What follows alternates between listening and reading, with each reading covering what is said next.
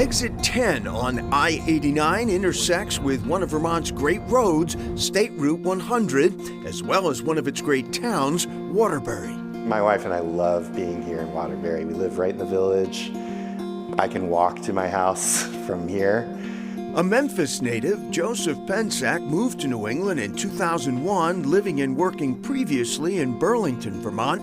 In the wake of the pandemic, he and his wife and team opened a remarkably unique venue in downtown Waterbury's historic district. The Phoenix is an art gallery and music hall, but we're also a candy shop and soda fountain, and that ties in the history of this building. No jewelry now, but live music, original art, ping pong, and, yup, a candy counter and a soda fountain. Parents have come in and said, this is our kids' favorite after-school place. They want to go to the Phoenix to get candy, and that to me is wonderful because they're going to grow up feeling comfortable coming into a contemporary art gallery. And the art itself, all locally sourced, easel to gallery.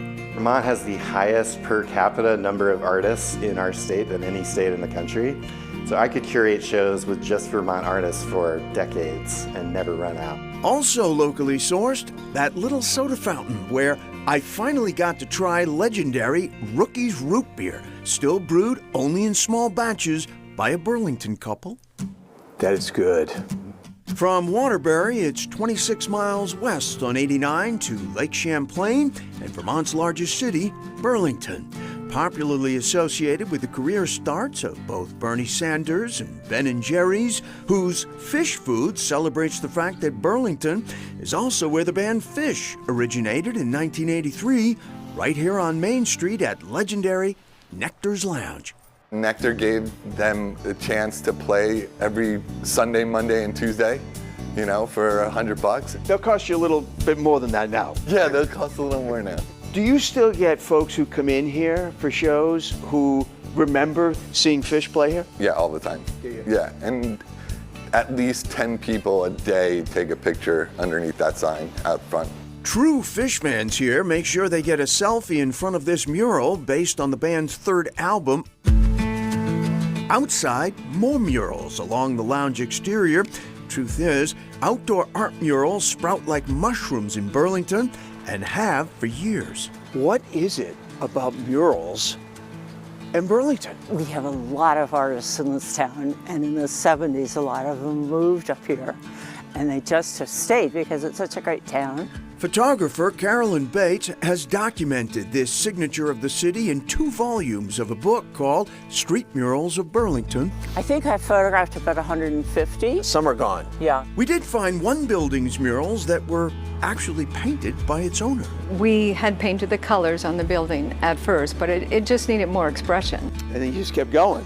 Just kept going. I mean, it's a pretty big canvas if you like to paint. For the spring collection. Artist and designer April Cornell does like to paint. She also owns and runs an international women's clothing company based in Burlington. For her, the murals here feel like a part of all she does. It's a creative community. People are trying to tell a story or they're trying to give a positive message, I feel. That's what I see. The positive aside, both residents and visitors here these days also see the startling increase of Burlington's homeless population. Vermont itself has the second highest rate of homelessness in the nation. We had a large influx of people that are unhoused due to decisions that were made in Montpelier last summer. Given the fact that we also had a summer with flooding that made it impossible for some places to be habitable at all, a lot of people came to Chittenden County. People came to Burlington. Burlington native Karen Paul is president of the Burlington City Council. You know, there aren't short-term permanent solutions. Granted that this is an issue that requires, for the most part, long-term solutions, but in the here and now, what do you say to area residents, business owners, all of whom paying taxes and feeling like this is an issue that needs something done about it right now? I think this year in the legislature, there really are truly efforts being made to have a coordinated plan. And it is not a Burlington challenge per se. We can't do this alone. No city can, from Burlington to Boston to San Francisco, but owing to its strong sense of identity, community, and civic engagement, Burlington may well be positioned to find, in time, a way that works.